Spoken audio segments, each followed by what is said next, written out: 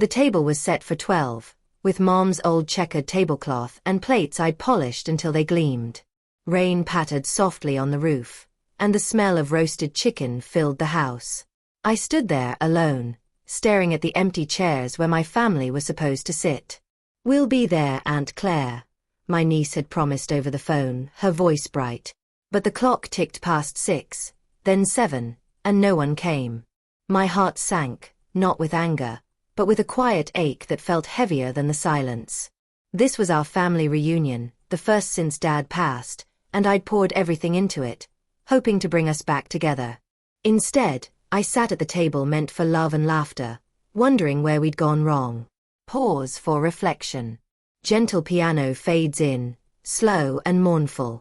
Imagery, a dining room with a set table, empty chairs, rain-streaked windows.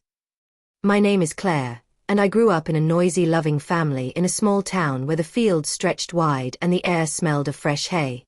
Our house was old, with creaky floors and a porch swing that swayed in the summer breeze. Mom cooked big meals, meatloaf, mashed potatoes, apple pie, and Dad told stories about his days as a truck driver, his laugh filling the room. I had 2 brothers, Mark and Stephen, and a sister, Ellen, all younger, always running around, making messes and memories. We were close, the 5 of us. Sundays meant church, then lunch at the big oak table in the dining room, everyone talking over each other. Mom would say, "Pass the peas, Claire," and I'd tease her about her lumpy gravy. Mark and Stephen would wrestle in the yard after, while Ellen and I helped with dishes, giggling about school crushes. Dad would join us, drying plates, pretending to drop them just to hear us squeal. Summers were the best. We'd pile into Dad's old van for picnics by the lake, swimming until our fingers wrinkled. Mom packed sandwiches, and we'd eat on a blanket, the sun warm on our faces. "This is family," Dad would say, hugging us tight. I believed it would always be that way. As we grew, life pulled us in different directions. I went to college for teaching, staying close to home. Mark moved to the city for a tech job, Stephen joined the army, and Ellen married young, starting a family with her husband, Tom. We still gathered for holidays, Christmas at Mom and Dad's, the table crowded with new faces. Ellen's kids, Mark's girlfriend, Stephen's buddies from the base. Dad's heart attack came suddenly when I was 30. One morning, he was laughing over coffee. The next, he was gone. The funeral was a blur, neighbors with casseroles, Mom's quiet sobs. We promised to stay close, to keep the family strong for her. But promises are easier made than kept. Mom held on, living in the house alone. I visited often, helping with chores, sharing tea in the kitchen. My siblings called, sent cards, but their visits grew rare. Mark was busy with work, Stephen stationed far away, Ellen caught up with her kids. I became Mom's anchor, but I missed the chaos of our old family days. I never married, never had kids. Teaching filled my heart, kids' smiles, their stories, but at night, my apartment felt quiet. I'd call my siblings, hoping to plan a gathering. Soon, they'd say, but soon stretched into years. Transition. Soft strings join piano, warm but tinged with longing. Imagery, a family photo on a mantel, a porch swing creaking, fading sunlight. The distance grew slowly, like weeds in a garden. Mark's calls were short, always rushed. "Big project at work," he'd say, promising to visit. Stephen sent postcards from bases overseas, but his letters were brief, about weather or food, not family.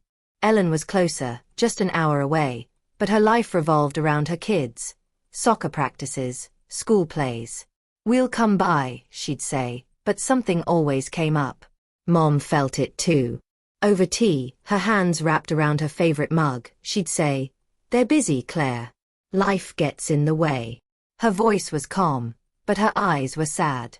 I'd nod, but inside, I ached for the days when we all fit around the table. I tried to bring us together. For Mom's 60th birthday, I planned a dinner. I called everyone, sent texts, even mailed invites.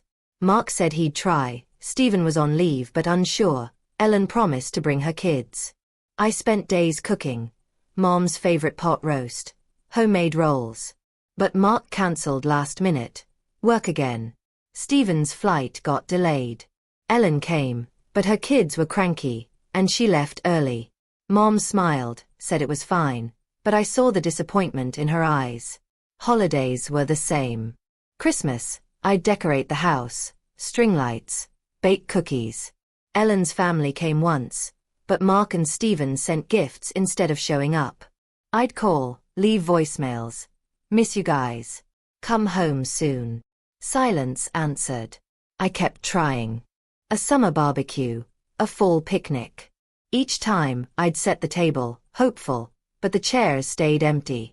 Ellen would bring her kids sometimes, but they'd play on their phones, barely talking. Mark sent texts, caught up at work. Stephen's replies were shorter each year. Mom's health started slipping. Arthritis, fatigue. I took her to doctors, cooked her meals, sat with her on the porch. You're my rock, Claire, she'd say, squeezing my hand. But I felt alone, carrying the family on my shoulders. One evening, I found an old photo album in Mom's attic. Us as kids, laughing at the lake. I sent pictures to my siblings, hoping to spark something. Ellen replied, "Cute memories." Mark liked the message. Stephen didn't respond.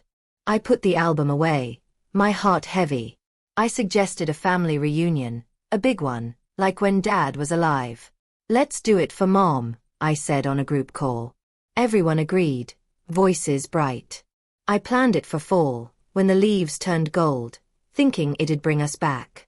I rented a cabin, sent reminders, called each sibling. We'll be there, they said. I believed them. Transition. Piano slows, strings deepen with quiet tension. Imagery. An old photo album, a half-decorated Christmas tree, rain starting. The reunion day came, crisp and cool, the cabin glowing with warmth. I'd spent weeks preparing, cleaning, cooking, setting up. The table was ready, Mom's tablecloth spread, plates stacked, chicken roasting.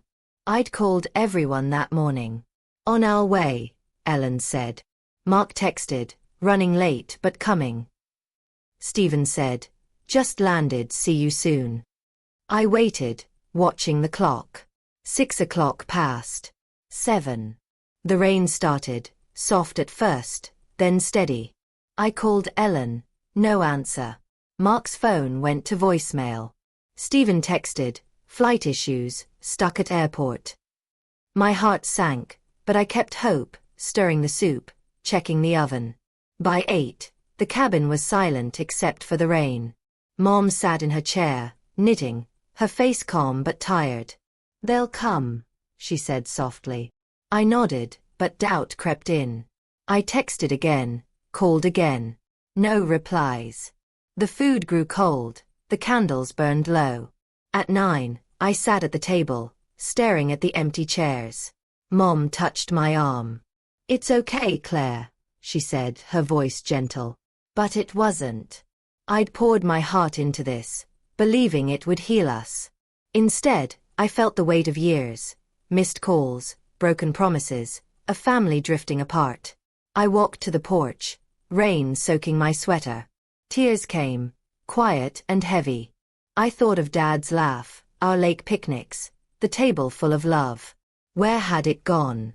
I wanted to call them, to ask why, but I didn't. I just stood there, letting the rain wash over me. The days after were hard. I didn't call my siblings, didn't text. Mom and I ate leftovers in silence, the cabin too big for two. She patted my hand. They love you, Claire. They're just lost in their lives. I nodded, but the hurt lingered. I went back to teaching, finding comfort in my students' chatter. But at home, the quiet was loud. I stopped planning big gatherings, stopped expecting replies. I focused on Mom, reading to her, gardening together, simple things that felt like family. Months later, Ellen called. I'm sorry about the reunion, she said, voice small. Kids were sick, and Tom had work. I listened, said, it's okay, but didn't push.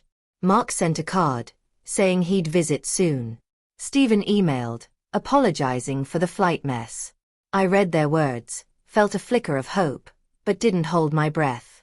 Spring came, and I invited them for a small lunch, just at Mom's. No pressure, no big plans. Ellen came with her youngest, Mia, who hugged me tight. Mark showed up, no girlfriend, just him. Steven sent a video call from his base, his face on my phone screen. We ate, laughed, shared stories. It wasn't the old days, but it was something. Mom's smile that day was enough. She passed a year later, peacefully in her sleep. We gathered for her funeral, all of us, together for the first time in years. We cried, held each other, promised to stay close. I believed them this time, but I knew it wouldn't be perfect. Now we talk more. Ellen visits with her kids, Mark calls weekly, Steven sends long emails. The table isn't always full, but it's enough. I forgave them, not with words, but by letting go of the hurt, choosing love over pain. Transition. Piano lifts gently, strings warm. Imagery, a small family lunch, a garden in bloom, a soft smile.